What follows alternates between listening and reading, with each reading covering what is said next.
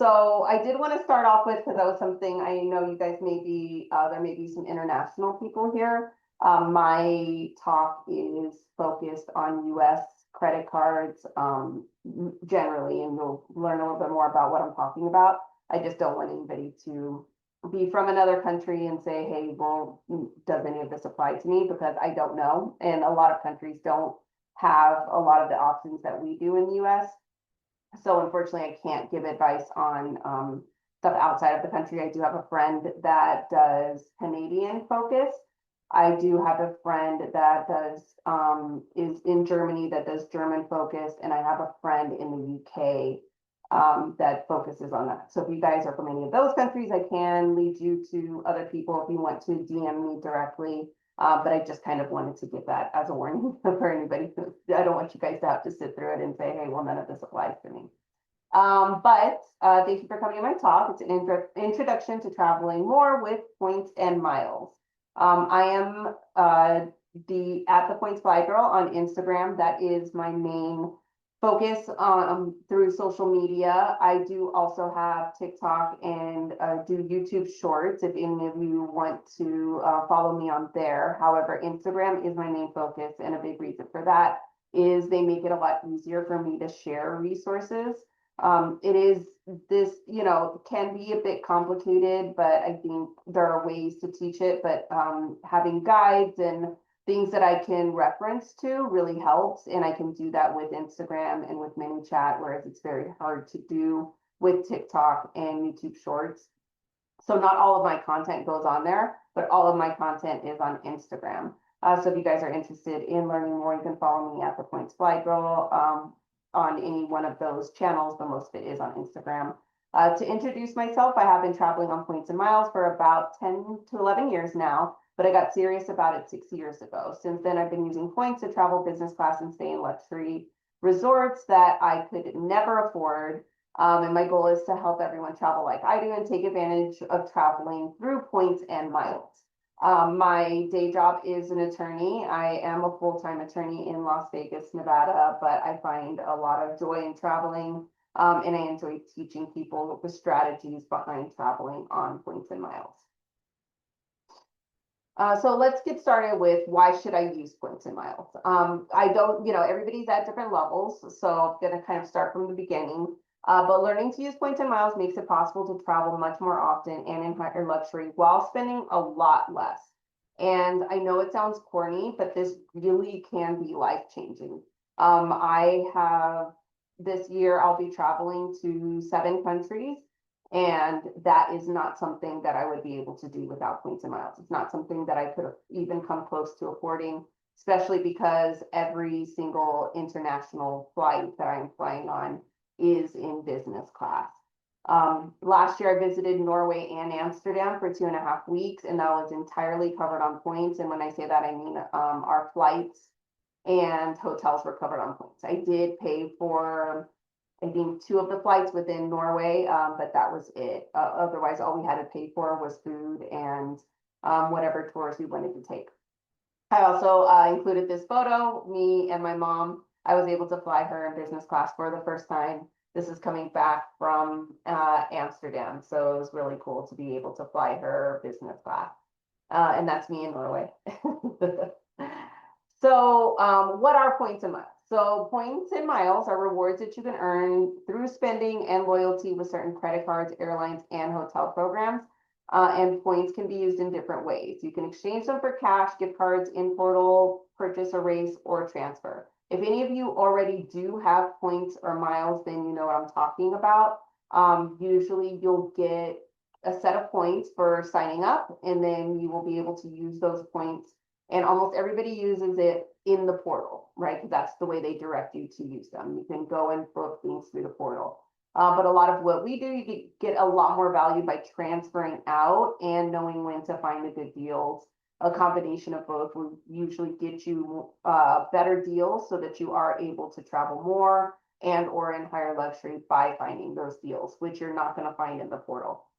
I mean, every once in a while you can, but it's very, very rare, and there have to be all the stars aligned. But there are different values depending on the card program and how you use them. Not all points are the same. Some people will think, well, you know, this Hilton card, for example, is offering 100,000 points versus, you know, a Chase card is offering 100,000 points. Those are worth, those two things are very, very different. 100,000 points is not worth the same. 100,000 Chase points is going to get you way further than 100,000 Hilton points, for example. But they all do have their own varying value. So it's basically, it's a virtual currency that you can use for travel related expenses, and you can use them for flights, hotels, car rentals, and unique experiences depending on the points that you have. But again, like I said before, not all points are created equal. So what I focus on a lot is earning through credit cards.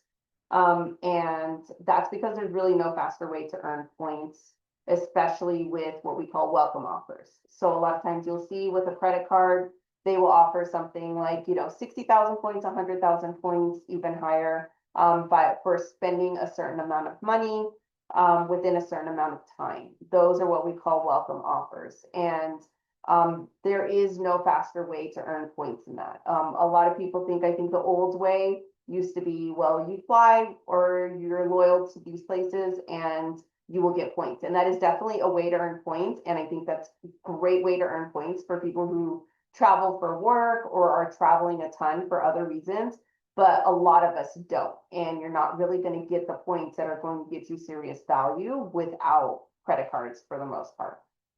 But you don't want to just start applying for credit cards without thought. You need to have a strategy and kind of focus in and make sure that you're applying in the right manner, both for your credit and to ensure that you are continuing to get these points and being able to use a large amount of points.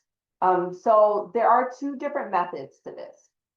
Method one is to get multiple credit cards and get multiple welcome offers. So essentially sign up for a card, get that welcome offer, and then a few months later, sign up for another card and get that welcome offer, and then kind of rinse and repeat. Before I get too far into this though, if that is something you're going to do, when you open a credit card, one thing that you need to remember that a lot of people overlook is they think they can just get the welcome offer and close the card. And definitely you can, you're not going to go to jail if you do that. But if you open a card and then close it right away after you get the welcome offer, you are going to be in the bad books with that bank, and you are probably not going to be getting approved for another card with that bank again, because when you are signing up and getting that welcome offer, you are agreeing that you're going to keep that card open for a year. So whatever card you get, whether you get one card, whether you get multiple, make sure you are keeping that card open for at least a year. Once, and a good way to know that you've hit that year is you're going to get a fee generally for that card. Some of them don't charge a fee, but for the ones that do charge a fee, you will get charged that fee. And then once you get charged that fee, if you do want to cancel that card still, then you can call and cancel. And all of the reputable banks that I know of will give you a refund on that annual fee within 30 days. So you usually want to wait that full year, even wait until you actually get charged so that you know you paid or that you kept it open for the full year. Because if you do want to get another credit card with that bank down the road, especially if you want all of these welcome offers, you don't want to be in their bad books.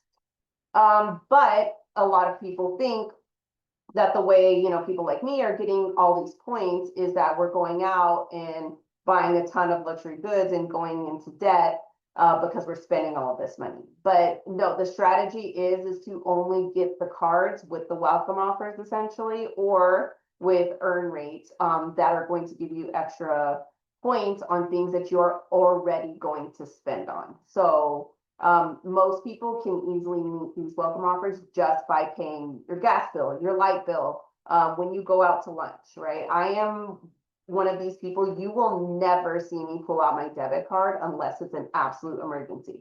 I don't care if I go to Taco Bell and I buy a $1 taco. I don't even know if they have those anymore, but if I were to spend $2 at Taco Bell, I am paying that on my credit card.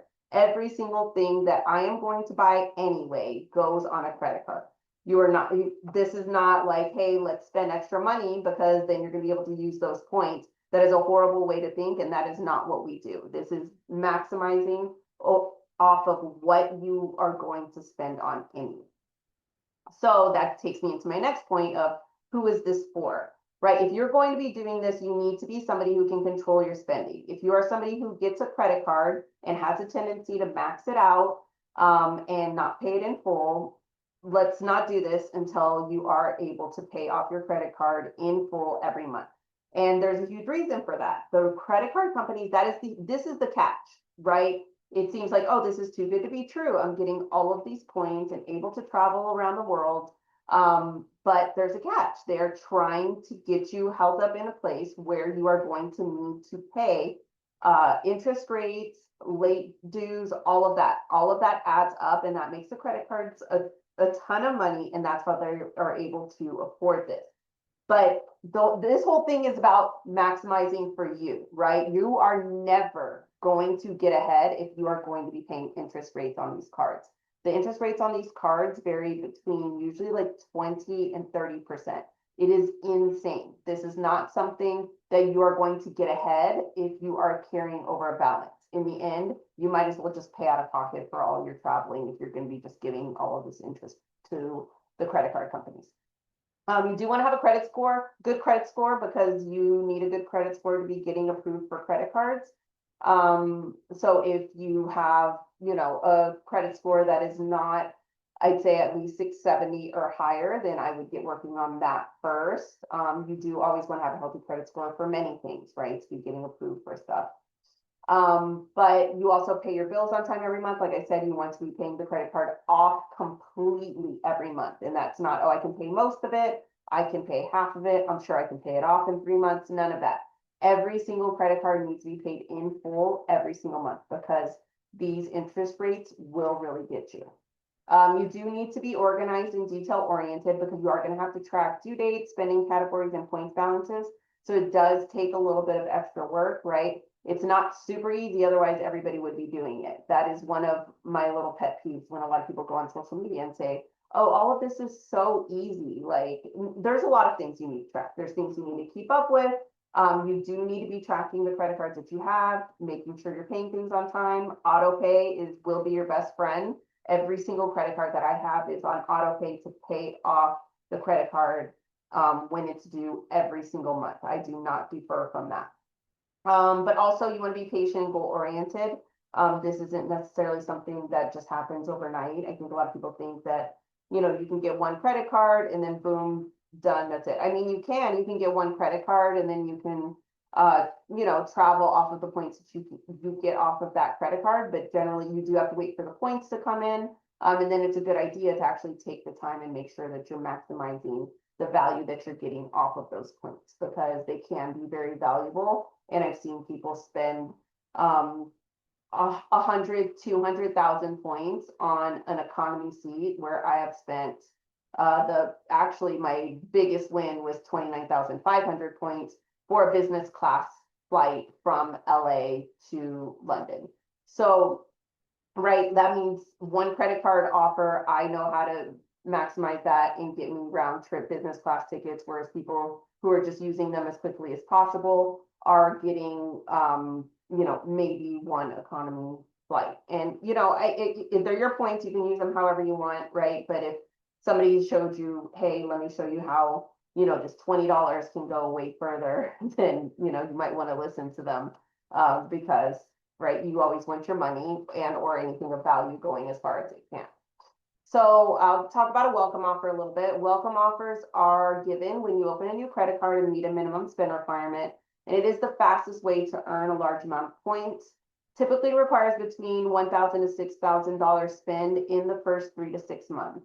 Now, I know that can be difficult depending on, where you are at financially, especially I know when I was a student, it was a bit hard for me. I did actually sign up for a points earning card when I was a student, but then, you can pay for a lot of school things too. So it just depends on where your spend is at. Because I know there's a lot of people that aren't making money, but they could be spending a lot of money because of the certain circumstances they're in, right? In school, needing to buy books, needing to pay tuition and things like that.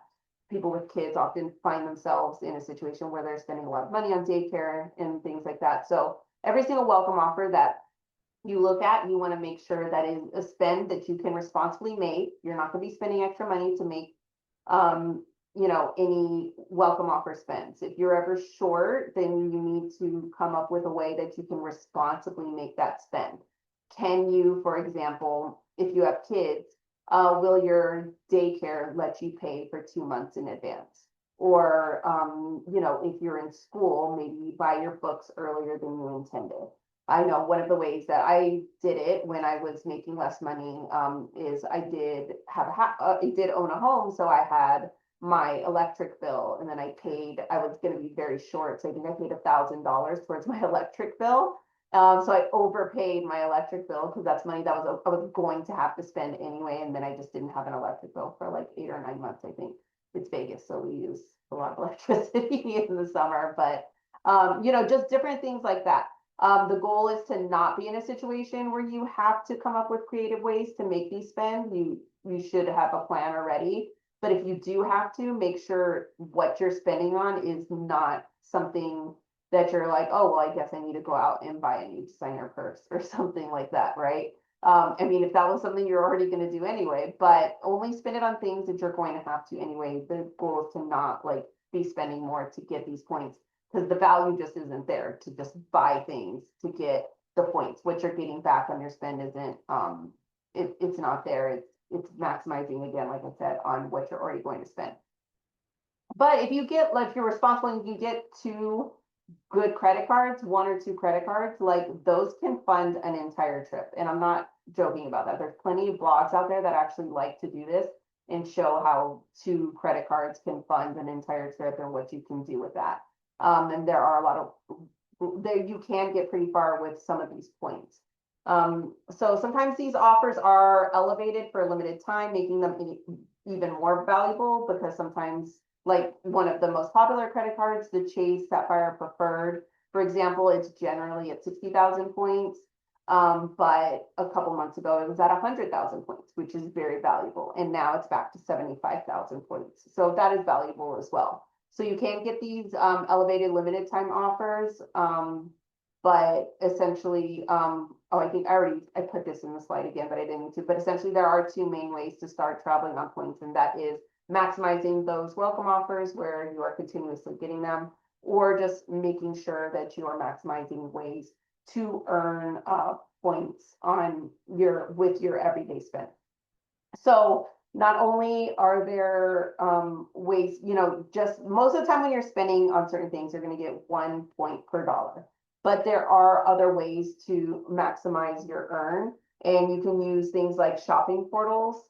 And these are portals that you can go through and you can earn even more points by going through them. And I didn't include this on my slide. I forgot I was going to come back in and link to it, but I do have on my website, which you can find through my Instagram. And if you can't, just DM me, actually, if that's easier, just DM me and ask me for, I have a guide for shopping portals and for dining programs. So there are ways that if you dine at certain restaurants, if you're signed up through this program, when you swipe your card, you can be earning even more points. So for example, there is, you know, a steakhouse here in Las Vegas called Echo and Rid, which is a very good restaurant that I like. But I also like going there because they are signed up to earn extra points. So I am signed up with Alaska's mileage program, so that whenever I swipe my card, I am earning 4 times points on this particular card. And then I'm earning additional points. I want to say it's maybe 4 or 5 times points with Alaska Airlines just from signing this card. So I'm basically double dipping by swiping once. And then also there are shopping portals that just by clicking through the links, you can earn extra points. And that gets a little bit more complicated. We just don't have the time to go through that, delve in very far, but I do have articles on that gives you links and explains everything. So all of that is on my website, which is thepointsflygirl.com. But like I said, you can also just DM me and I'll just send you a direct link as well. So one of the things though, when you're thinking about doing this and you're going to be signing up for multiple credit cards is Chase. A lot of people wonder that have looked into this, kind of, I think, why people talk about Chase so much, but that's because Chase is a very good program to start with. Not only are they easy to use their points and miles, they are very flexible in that they can be used with Hyatt hotels where you'll get a ton of value. And I think they have something like 18 transfer partners. So there's a ton of airlines that you can use them with. And you can also use them with some hotels. And I think Hyatt is generally known as giving you the best value. But they also have this particular rule called 5 of 24. So that means Chase will not approve you for any of their credit cards if you have received more than 5 personal credit cards in the last 24 months. So that means if you have received more than 5 personal credit cards in the last 2 years, Chase will not approve you for a card. And if you are already over that number, then that's fine. You can go for other credit cards. But if you are not, Chase is a good place to start. You get the credit cards with them, and then you can look into other programs like Amex, for example. So I think those are the 2 most popular, Chase and Amex. And then you can get cards with one or both of them. But if you are under what we call under 5 of 24, then you would generally want to look at Chase first. So business cards, if any of you happen to have business cards, then you can, that doesn't count towards your 5 of 24 count. It's just personal credit cards. But you do want to prioritize cards like Chase, and I'm going to get into the other ones that are what we call flexible currency. Because I think this is what, I'm actually going to come back to the slide. Because I think this is where a lot of people just don't realize where you can get a lot more value. So each of the major credit card currencies, Amex, Capital One, Chase, Citi, some of you may be familiar with Bilt, but I think that's less well-known, people outside the points world. And now Wells Fargo is pretty new with transferring. All of these points, you can actually, aside from using their travel portal, you can transfer these points to outside partners. And this is my transfer guide that is also on my website, where you can, that shows you who you can transfer your points to and in what ratio. And what this means, for example, American Express transfers to Aer Lingus at a 1-to-1 ratio. So 1 American Express membership rewards point is worth 1 Aer Lingus point. And you can actually just move those over from one to the other. Capital One does not transfer to Aer Lingus, Chase does, Citi does not. So that's how to read this. There are a couple that are a little bit weird ratios. So 1 American Express membership rewards point is worth 1.6 Aeromexico point. Now that does seem like you're getting a great deal because it's worth a little bit more, but Aeromexico also asks for more points for their flights. So I'm going to try not to overwhelm you guys too much, but that's the gist of it, is that you can transfer your points over to transfer partners. And this right here is what I call my Bible, because I'm always referring to this so that I know who transfers to who. So there are programs that I like more than others because I can find good deals. Air France KLM is a good one. Air Canada is a good one. And I think if you guys ever get into this and start searching more, you'll find that you will have your favorites too, based on where you are and based on where you like to travel to. I do a lot of Europe travels, and I am based in Las Vegas. So I find a ton of great deals on KLM because KLM actually has a nonstop from Vegas to Amsterdam. So it makes it very good place for me. And they throw out a lot of good deals too. So it's a very good place for me to find good deals to Europe when I'm traveling to Europe. But I have used other ones too. I recently traveled to the Maldives, but I traveled through Doha. So I did Doha, Maldives, and Singapore. So I was actually able to transfer over my American Express membership reward points because I found a really good deal to fly on Qatar Airlines, Qatar T-Suite. So I just transferred over my Amex points to Qatar. My husband and I both flew over to Doha, and I decided since I was there, I might as well stay a couple days, use my points to stay there at a very nice hotel called the St. Regis. And from there, then we were able to, I used my points to fly us then first class from Doha to Maldives on Qatar Airways as well. But then I didn't know how we were getting home, and I looked where one-way flights were, and I found Singapore Airlines, and then I was able to find flights on points business class from Maldives to Singapore, where we stayed in Singapore for a few nights, and then I was able to book on and transfer my points, and I think it was Amex points. I can't remember if it was the Amex points or the Chase points that I then transferred over to Air Canada, for example, and Air Canada is a partner of Singapore Airlines, and I was able to fly from Singapore all the way to LA, and that was, for anybody who knows how much points are worth, that was for 87,500 points, which is a pretty good value for that long of a flight because it's 16 hours, I think. So I want to bust a few points and miles myths. And one of the things that is, it's too complicated. I think a lot of people get overwhelmed, and I know that it can be overwhelming because there is a lot to learn. But if you just, I think just sit and focus and take some time to learn it, you can get the hang of it, and you'll realize that it is about following simple steps and just having the right tools.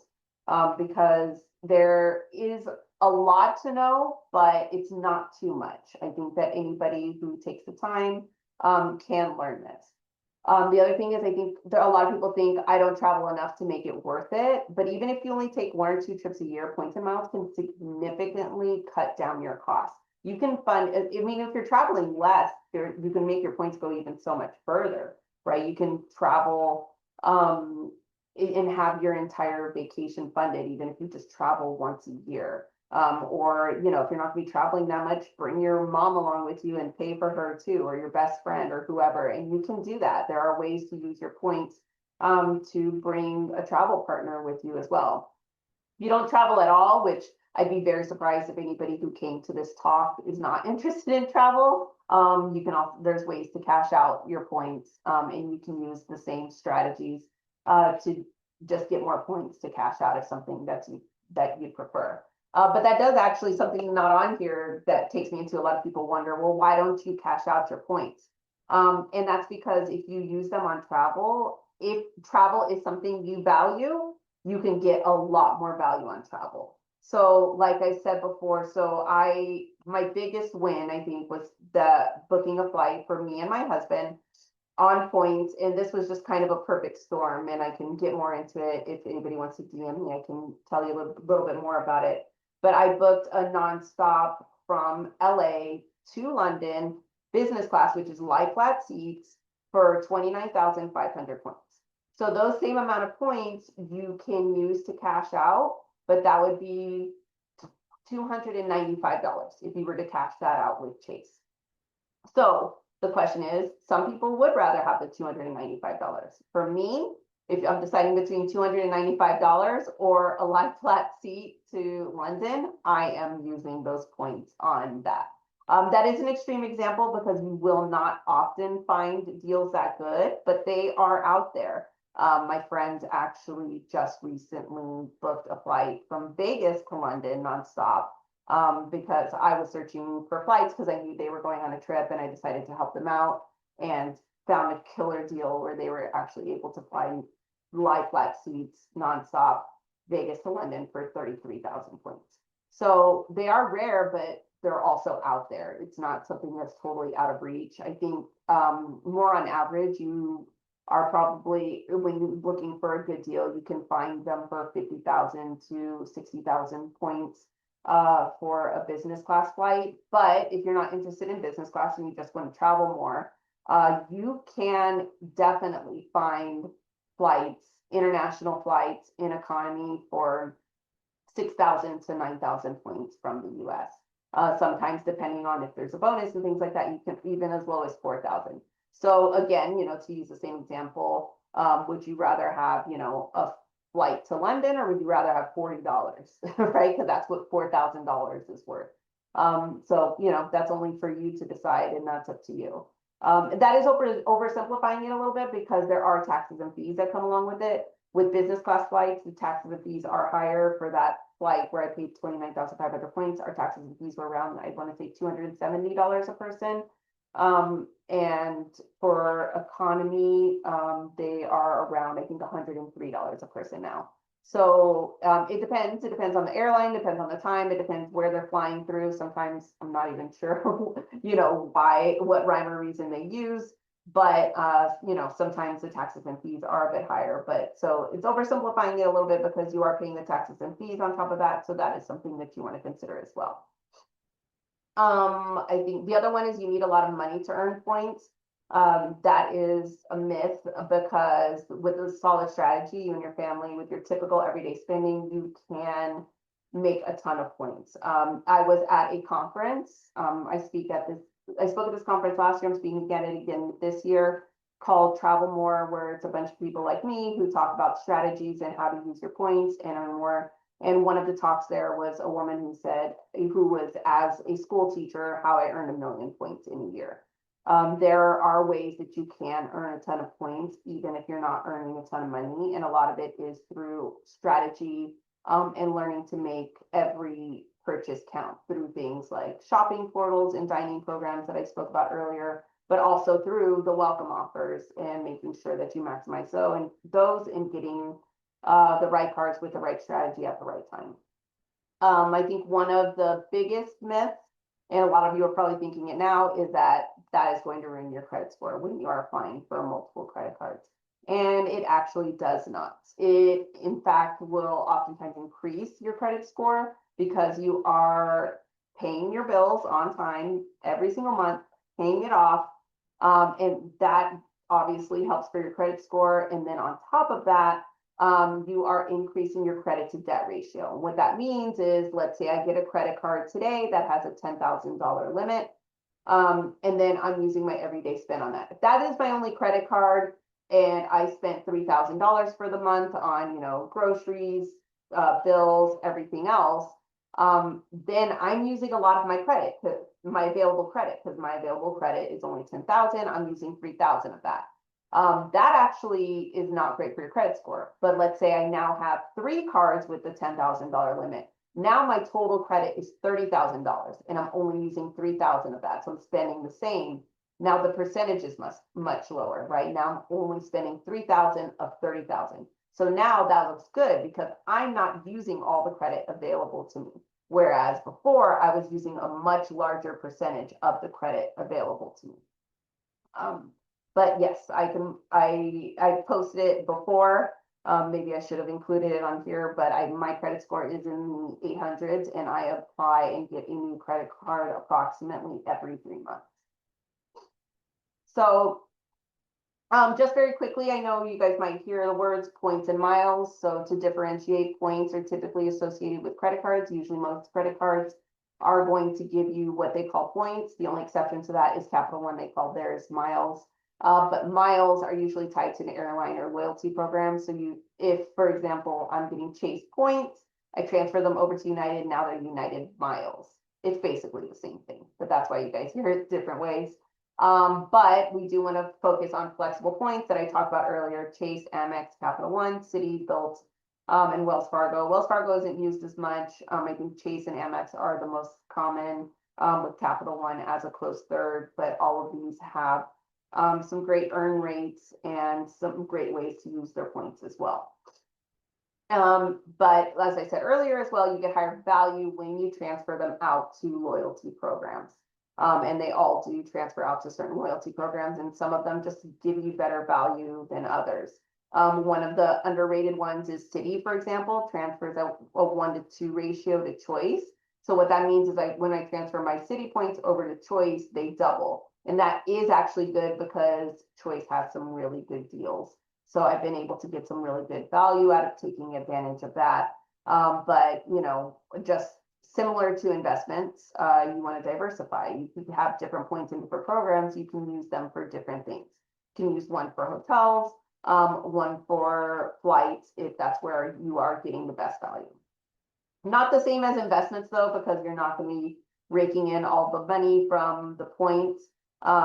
These are what we call earn and burn. The points are often devaluing. So you do want to, as you're earning your points, learning how to redeem them, and redeem them in a smart way. So I do want to actually show you guys some examples of things that you can book. Can you still see my screen? Is it showing my search engine site? Yes. Okay. Yes, it's visible. Okay, so I just want to show you guys, like, for example, so there are some deals that went out today. That's why I didn't put this in, because I wanted to show real time. Hold on. some deals that you can book with your points. This is a search engine that I have been learning more about and I like very much. But so I'm gonna search for flights from LAX to Japan, and then I got a notification today that there are some good deals going into the new year. So that's what I'm going to look at. So, oh, I'm not signed in.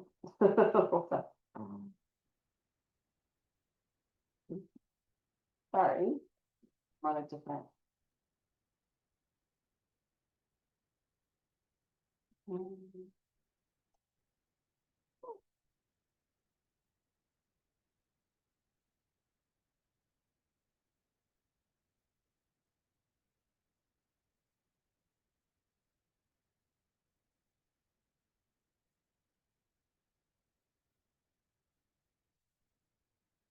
So, the reason that some of us do use search engines is because it is a lot of work, right? Because you see how many partners one credit card company can have. And honestly, it is the best way to search, to go in and manually search each one, but that can be a ton of work. So oftentimes a lot of us do like to use search engines like this one. There are a few different ones. This is one I'm getting to know a bit more. And I do really like how it works. So I'm just searching for flights from LA to Japan between March 2nd, 2026 and April 2026. And as you can see here, there are ones that I can book if I have points that transfer to British Airways, which you would if you have Chase points and Amex points. Then you can book this for as little as 19,000 points. But they also have some really good deals. Business class too, I'll show you guys. So for as little as 51,000 points, you can fly from LAX to it's Haneda, and then it's to another town, looks like, but anyway, it's somewhere in Japan. That you can go to Japan for 51,500 points, which is you could probably get 2 flights with the right sign-up bonus. So it just depends, and you can do this for a lot of locations. I saw earlier today for business class flights from LA to Paris, there's actually a ton of dates available for 50,000 points. Now, I know that it's overwhelming and it's a lot. There are a lot of steps to this. And, you know, I think a lot of it is learning. You follow people like me online, and then I'm slowly teaching more strategies. Unfortunately, it's just not something that you can teach fully within an hour. This is just kind of the basics of it. The basics of it is maximizing earning points, and then knowing that they do transfer out to transfer partners, and there are ways to find deals with, you know, some search tools, or you don't necessarily need search tools. Sometimes you can find, you know, deals to places just by searching on the sites themselves. And I actually do have a lot of tutorials on that, showing how to search on the sites themselves, and you don't have to pay for any of the programs. And then I just want to do a quick search to like London as well, just to show you guys, because I feel like I can often find good deals. And that one was business class. You can fly LA to London business class for as little as 50,000 points. But here's multiple days, 9,000 points and $110. So let's say you got that one Chase Sapphire preferred credit card. That means this is only one way. So what that means, you and 2 friends on one credit card can fly round trip between LAX and London nonstop. Because all you need is 9,000 points and $110. And so that to me is killer deal, because normally 9,000 points, you can cash out for $90. So when you're looking all in, right, that's approximately $200 if you were to consider it as cash for a nonstop flight one way from LAX to London.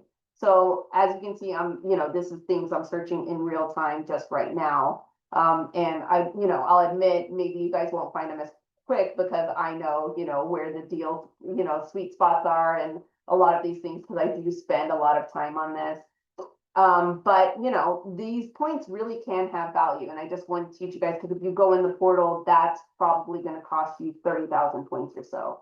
And when you can be finding, business class flights for that much, or you can, find economy flights for as little as 9,000 points, then you just know in your mind that your points are worth a lot more. So, I didn't want to keep you guys over the hour, so that is the basics of all of this. I will tell you guys that me and a partner started a course called Mad Miles Masterclass, and we are currently in the pilot. So we are still doing live courses. We're in the intermediate phase, and we're teaching people step by step. We have so much information on everything that you need to know about credit card points and miles. And right now we are still doing live classes. So in live class, you can actually ask questions. We have a WhatsApp group. We are literally teaching everything. We have an entire beginner course that has multiple videos uploaded that you can learn more. And we are in the middle of intermediate class. Because we are still in the pilot program, and because you guys were kind enough to attend today, we are giving a discount, and we're opening this up for 48 hours only. So for 2 days only from today, will this be open and available to purchase. These prices we're never going to get back again. But all of that, teaching you guys everything from the beginning to booking business class flights or your entire family on points. We are showing you that. And we are very good at what we do. And there's two of us. I generally do luxury travel. I do business class, high-end hotels, and my partner Mary has a family, so generally does a lot more of the economy and traveling with family. So I think we cover so much of everything and show essentially anyone how to do this. So if you guys want to do that, you can find the QR code here. If you guys do not have another device, so you do not have the QR code, then just shoot me a DM and I'll send you the direct link so that you can read more about the course, if that is something that you're interested in. And if you're not, that's completely fine too. But I do invite you to follow me at The Points Fly Girl. I do a lot of tutorials. There's a lot of stuff that you can learn for free from my Instagram and from my website. And this is the QR code for it. If you don't have another device on you, then you can find me at The Points Fly Girl on Instagram. So thank you so much for sitting through this with me, guys. I know it's a lot. I know it can be intense. I try to break it down as best as I can, but hopefully that did help a little bit. So I don't know if you guys have any questions, if we have a little bit of time to ask questions. So. Yeah, thank you so much for sharing. And also, if you have any question and you would like to ask, it's the time to ask. And yeah, there is a question from Karen. She said, "Do we need a special code for the 48 hours discount? Is there So any not code?" if you use this QR code, it's going to take you directly to that. That is good for 48 hours that already has the discount included. Like I said, if you don't have another device on you, just DM me and say, "Hey, I was in your talk. I want a link." I'll shoot you over a link immediately. So. And for the slides, yes, we will have a copy. We have the record of the video, of the event, and we will add the event on our website. You can check it. We will add it as soon as possible. You can check the whole event in our website. I can type it for you. Do you have any other questions?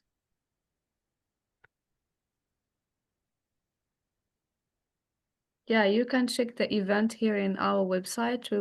And also we will post some interesting parts in our social media. Any other questions? I have a question. Okay. For example, for the credit card, do you basically gain more points from the credit card, or you do miles from the airlines? You subscribe to airline miles, or more points from the card? I do subscribe to airline miles. When you use points to fly, you do not earn points. So you only earn points when you are paying for a flight. And I rarely pay for a flight. I am almost always using points. I do sometimes pay when I feel like the value is better used somewhere else, especially on domestic flights. Because with domestic flights, the points value isn't always good, but it still can be, especially depending on, your values and things like that. But it is by far credit cards because there is no way unless I was flying every other day, I couldn't even get close to earning as many points by flying as I am on my credit cards. And, sometimes I can earn a ton of points just from buying a washer dryer, for example. There was a special running, because I use, as I talked about earlier, shopping portals. So there was a special going on where you earn 15 times points on Lowe's, which is a department store that sells a lot of home goods. So we need a new washer and dryer. So I went and spent, it's expensive to buy a new one. So I don't remember how much we paid. I would say we paid maybe $2,000. So if I went in and just good. used the normal credit card and just swipe that card, then that would only be 2,000 points because it's 1 point per dollar. Instead, I make sure and use a card that is going to give me extra points on home improvement stores. I think that was giving me 3 times points on home improvement stores. And then there was a special, if I click through a link, that I would get 15 times points. So then I ended up earning Great. something like 33,000 points on one purchase. Whereas I'd be lucky to get that even with buying a flight. Yeah, so it's really essential to choose the right credit card that give you more benefits. And also I like the idea of the spending. You just buy what you need from that credit card, not overspend to get points. Exactly. If you're spending, and you can do it. It's super simple. I think a lot of people think that that's what we're doing is we're overspending to get this amount of points because they think every purchase is 1 point per dollar. So the only way to get 100,000 points is to be spending $100,000. Whereas you can get 100,000 points from signing up for one credit card and then making the spend. Oh, and then something I wanted to add too is I know it's hard to get into the strategy and what credit card you should be signing up for. So anybody who has attended this, just let me know you are here and I will do a free consultation and we'll talk about what your goals are, what credit cards you have, and then I will let you know, what I think is the best card for you and why. Okay, thank you so much for the information. It's really helpful and important for travelers.